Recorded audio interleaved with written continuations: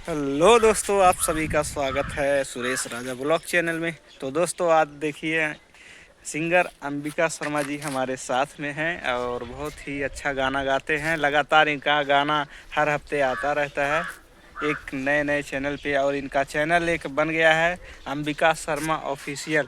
देखिए क्या कहेंगे अपने चैनल के माध्यम से। नमस्ते, मैं सिंगर अंबिका शर्मा।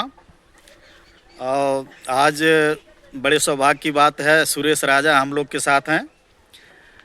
मैं आप लोग के बीच में एक बहुत ही चर्चित लोकगीत है, उसको प्रस्तुत कर रहा हूँ। चलिए सुनाइए। जे के आपन समझली दगा दे गइल, क्या बात है। हमके सारी उम्र के सजा दे गइल। हमके सारी उम्र के सजा दे गइल। हमसे नहीं आकर डोरिया छुड़ा के गइल। हमसे नहीं आकर डोरिया छुड़ा के गइल।